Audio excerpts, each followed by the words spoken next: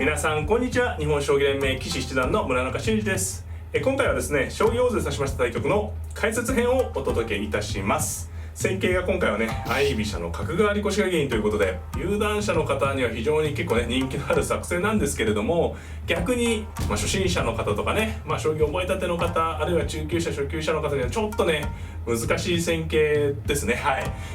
やはり局面がね、全体をこう見て指さないといけないっていうのと、どこがね必ず大きなポイントだよっていうのもねちょっと分かりづらいところがあったりするんですよね。そういったところもね噛み砕いて大盤で解説していきますので、ぜひぜひ最後までごゆっくりお楽しみください。はい、ではね早速対局の方を振り返っていきたいと思います。本局ね私は後手番ですね。ですので将棋大図の画面とねこう上下逆になりますけれども、その辺も含めてね楽しんでいただければなと思います。7六歩、8四歩、2六歩、8五歩、7七角と、そして3四歩、6八銀、3二金、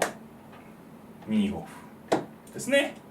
これが角換わり、スキンでねプロの棋戦でも非常に多いね角換わりのねスタートですね。それこれで4四歩と止めても2四歩と突かれて、同歩同飛車でね3四の歩を狙われるような形がありますので、この展開ですとね結構ね後手の方も7七角成と交換する手が多くなります。7七角成、同銀、2二銀と。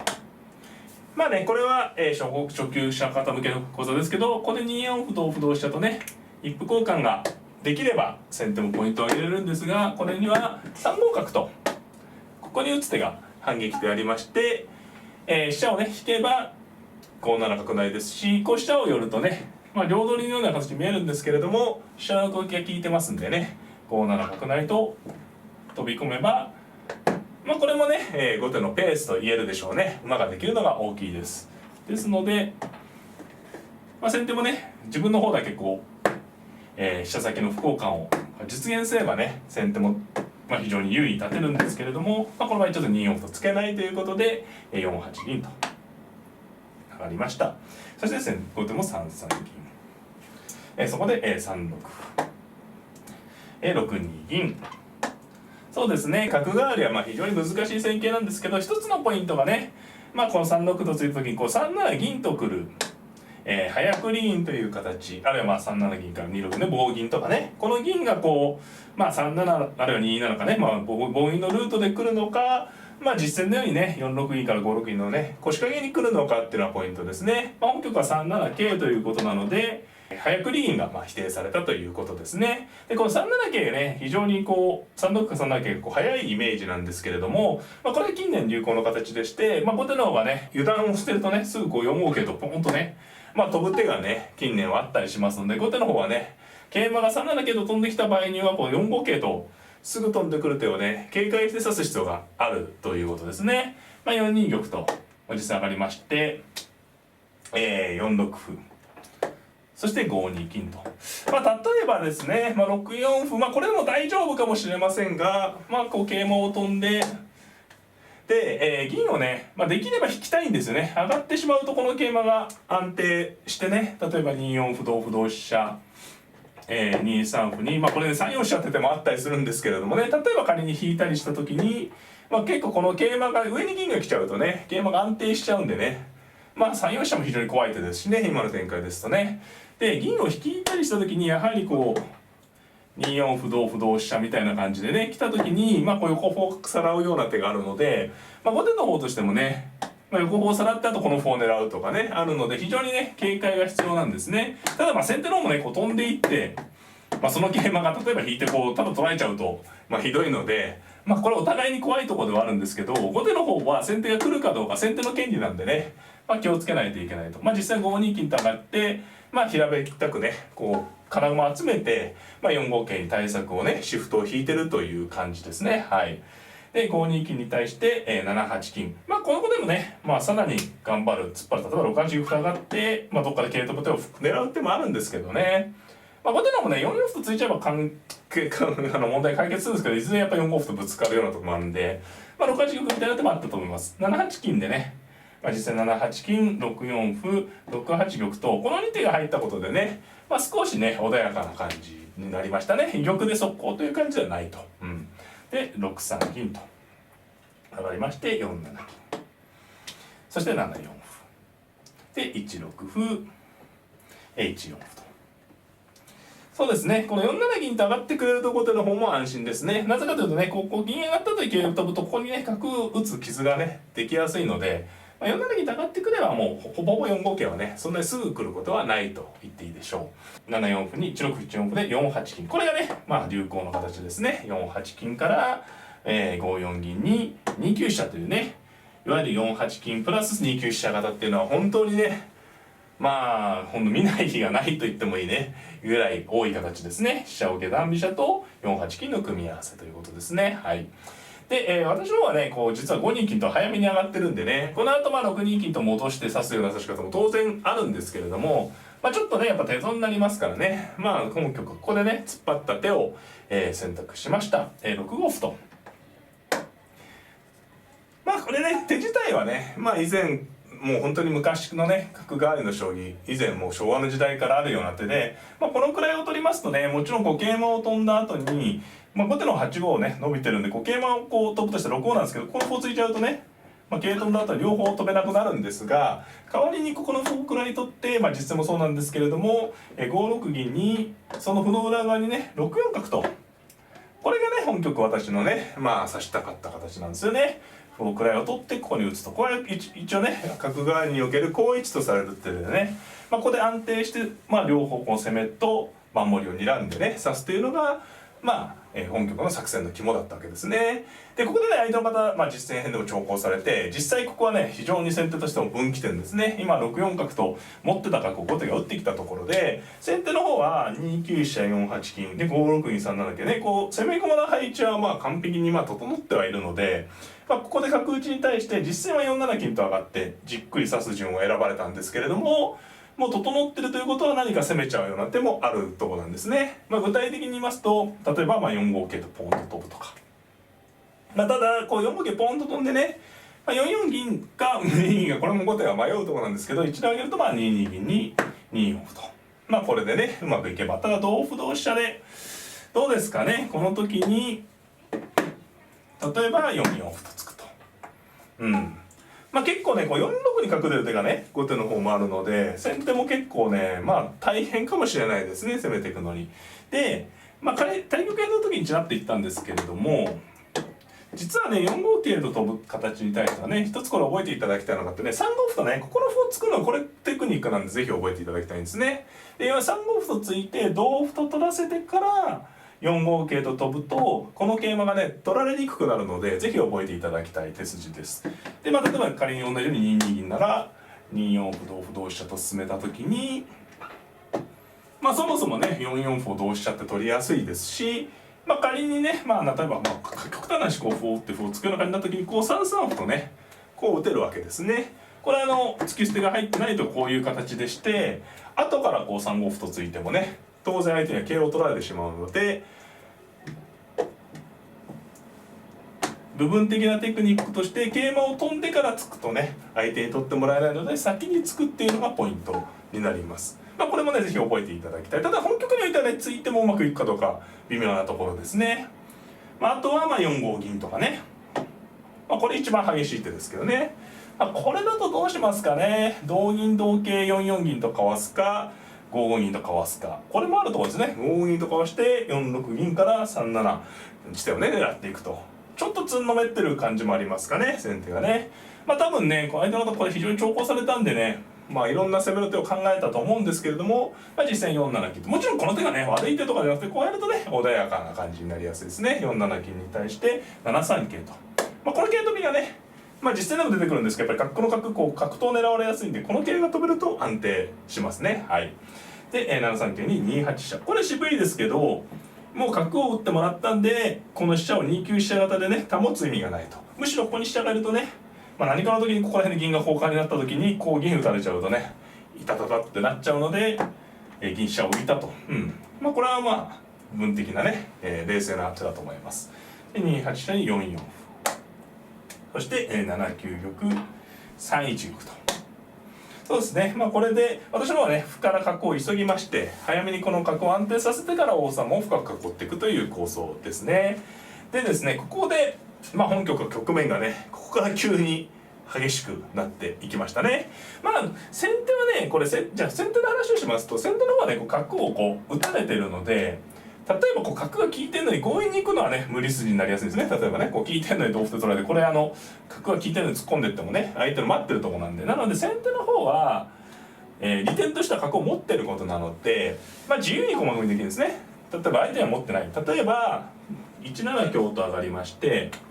後手が2二玉なら1八飛車と。これね、角もし持たれたらこの辺角打たれちゃいますから、もうとんでもないんですけど、角が打たれてますからね。でこうやってじっくり、例えば1五歩同歩同香とね、で仮にこう歩を受けたら、これ先手ばっかり動かしてますけど、例えばこれ4五歩とかね、こういうふうに全てが整ってから攻めるっていうのが一つ先手の、指し方の方針の人は一つで、こういうのが普通だったかなという感じですね。はい。で、後手はね、6四角というのが、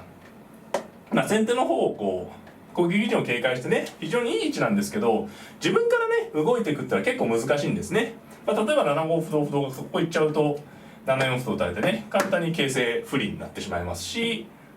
あと、角を生かしてね、5五銀っていうのもやってみたい手なんですけれども、すぐはね、同銀同角に、例えば5六金と出られて、これね、銀持ち合ってますから、角が引くと銀打たれてね、結構あっさりこれ苦しくなっちゃうんですね。もちろん状況に応じてはそういう手ができる時もあるので、後手としてはね、なんていうんですかね、こういう位置に角を打って先手の動き次第でカウンターを狙うような指し方なんですよね。なのでカウンター狙いの後手に対して、本局はねちょっと激しく動いたんですけど、ゆっくりした方がいいというのはそういった理屈になっていきます。実戦はここで6六とねついて、これね手としては厳しいというかね、得を求めた手なんですけど、ややリスクがありましたかね、本局はね。6六歩に同歩と取って、先手としてはね、同銀6五歩7七銀とね一歩持てればまずっていうことなんですけど、これ6六同歩に同銀ですと8六歩とねここ突く手があるんですよね。これが結構嫌な手で、もちろん8七歩成許せないですから同歩なんですが、同角とね、こちらに今度角が来た時がこれね嫌な形なんですよね。5歩9角成が普通に歩って書かれちゃったらもう大変、もう侵入されちゃいますし、例えば7七桂の受けだと今度6五歩と打たれると、これ非常にバタバタした感じになりますね。これねここまだ直射、ここが解決してないうちにこの銀がね狙われてということで、これは先手怖いでしょうね。またこの時に7七銀という受け方もあるんですけど、これでもね同角成で殺到する手もありますし、場合によってはこれで角引いててもね、これで例えば8七歩と打つ感じだとこの歩が切れちゃうんですよね。この歩が切れると、先ほど言ったようにここ後手は歩が並んでると桂馬が使いにくいってお話しさせていただいたんですけど、この歩が切れちゃうとね非常に桂馬が使いやすくなりますから、これもね後手がポイントを稼いだ形になると。ということでちょっとね6六歩と突いて同歩に同銀と取りにくかったんですよね。で同歩銀と取りにくいので飛車で6八飛車と回収に向かったんですけど、これがねちょっと危険な形というところですね。で私はここで選択肢がありまして、一つはもうね2二玉と入っちゃってね6六飛車でくれば8六歩の筋がないんですけど、これで歩打ってね飛車引いて、例えば9四歩突くとかね、ゆっくり指そうよっていうのは一つの案なんですけど、ただねこうやられてしまうとね、実戦の時も言ったんですけど、かなり攻めたくなりますね。やっぱりね一つが突き捨てられてるのはね、対局の時も言ったんですけど、こういう王様から遠いところのね歩っていうのは大したことないんですけど、王様から近いところの歩が伸びてますし、あと王様と飛車がくっついているというね、であと飛車角銀桂、全ての駒が揃っているっていうことで、条件がもうかなり整ってるんですよね。この状態でゆっくり指すっていうのはちょっとね誘惑に勝てないということで、6五銀とね強くぶつけてね、これをやるとただ激しくなるんですね。これだから先手の方もね先にちょっと戻りますけど、6八と先に回ってね、例えば2二玉に6六歩ってこういう手順だったらね全然穏やかな順だったですね。はい、6六同歩6八飛車だったので6五銀という手が出てきたと。でもこうやられると先手しょうがないですね。同銀と取るしかなくて同桂でこの時も6六銀と取ると結局8六歩が痛いんですね。これね計画がもうこれ受かんないんですけど、先にこっちが来ちゃいますからね。6五銀は8七歩成が痛すぎますし、同歩同角は、さっきの変化よりよりきついかもしれないですね。飛車取りになってしまってね、桂馬を取る余裕が全くないと。なので初は6六飛車とね、この歩を銀だと8六歩があるので6六飛車と払ったんですが、ここでね、7七桂成と強く踏み込む手がね、狙い筋ですね。これでね、同桂と取れば穏やかなんですけど、これはちょっとね不本意でしょうね。例えば6三歩とお腹いっぱいとね、もう銀桂交換でお腹いっぱいで受けられてても、銀ね、普通にこの桂馬は攻めの銀と変わっちゃってますし、銀2枚大きいですよね。次やはりこう5八銀とか、あとは8六歩7五歩、いくらでも攻めにねすごいすっきりした形ですから、これは先手不満ということで、こうね桂になった時にもうこれはねお互いに妥協できないということで6四飛車とねいったんですが、さあこれでねどうかですよね。もうお互いにちょっとしたなんですか、損を許さんね、得を生かすっていうね、妥協しなくなるとこういう激しい将棋になると。ここでね6二飛車っていうのはね激戦に泡をかけて、これがでも狙いの一手でしたね。こう飛車をぶつけてしまっても接近戦ですよね。これはもう飛車寄っても銀打って詰んじゃうんで、先手も取るしかなくて6二同飛車成、これ一直線ですよね。もうね結構ね先手の方もで取っちゃうと取られちゃうんでね、これで一回王手で取りまして、同玉で6二金と。さあこの大盤ね、大きな駒の振り替わりがどちらがね得をしたかなんですけど、これが同金とね6二金とね取ったところで、駒の損得的には、金銀と角桂の交換ですかね。金銀と角桂の交換で、王様のね手番が先手なんですけど、王様の安定度がやっぱりかなり違うんでね、これはやっぱりちょっと後手のペースというかね、後手優勢でしょうね。ということで実戦はこの同金に対して、6五飛車とねひねったんですね。これ王手してもね歩打たれてこれ以上攻めが届かないということで、6五飛車と打って6三歩と打たして6五飛車、これ非常に相手の方粘り強い手で、何をやってるかと思われるかもしれないですけど、この歩をねこの上部に脱出するための8五の歩を取りながら、あとねこの歩を下に打たれるより上に打たした方がいいんですね。これだった時にこの形ですともう硬すぎるので、上に打たせてからね回るというテクニックでした。で私5八銀取ったんですけどね、もうこれはもう6九銀と打っていく手もありましたね。6九銀同玉6七銀、実質も5八銀、ただこれもね、もうこの後も優勢はキープしてたと思います。実戦は8一飛車成に2二玉と入れまして、先手の王様は次6七金から7八飛車の詰みなので、何か受けないといけないんですけど、ちょっと受け駒がね辛いですね。実際は7七玉と上部脱出分かったんですけど、7九飛車とこう打つ手が非常に厳しい王手で、形的には上に逃げたいんですが、上に逃げると7五銀と打ってね、これね王手されていくと非常に実は狭いんですね。同歩は同飛車成ですし、上をね逃げれば詰みはないですけど、こう飛車成られると突けばね詰みもありそうですかね。ちょっと受けがないということで、合駒するしかないです。この合駒が辛いですね。ちょっとねやっぱ打たされる合駒でね、で6七銀打ちと絡みましてね、この飛車成りがもうこの持ち駒では受けが難しいですね。実戦は6五角、これも次に7八飛車成から7六竜でね金打ちまでの詰めろがかかってます。ですので実戦は6五角とこう7六竜を防ぎながら攻防の一手なんですが、7八飛車成と王手をしまして、8六玉に7六銀成がね事実上の決め手に近い手ですかね。玉を寄れば詰みはなさそうですけど、今度はね、何か角道を止めとくぐらいでも、安全勝ちでしょうね。この王様がやはりこの金銀がいるんでね入玉できないと。実戦は7六同角と取ったんですが、7五金と打ちまして9五玉に7六竜、手順の寄せですね。この角を外してしまえば自玉は安全ですね。で実戦は8四玉と逃げたんですが、8四竜と引いて詰みとなり投了となりました。いかがだったでしょうかね。難しい戦型角割り腰掛けなんですけれども、今回はね、私が高価になった角を早めに手放してというね作戦だったんですが、その角をめぐってねやはり戦いが起こって、別れでねやはり優勢になって、うまく寄せ切って勝ったという内容になりましたね。かかり腰掛けをねあまり指さない方にはちょっと難しい内容になったかと思うんですけれども、かかり腰掛けっていうのはねこういうちょっとしたことから一気に終盤戦あるいは決着までいっちゃうことがあるっていうね、スリルのある戦型というのをねお伝えできればなと思っています。またかかりをねよく指すという方にはねぜひぜひ今回のね角を打つ指し方もねお試しいただければなと思っております。この動画が良かったなという方はグッドボタンを、チャンネル登録の方もぜひぜひよろしくお願いいたします。それではまた。さようなら。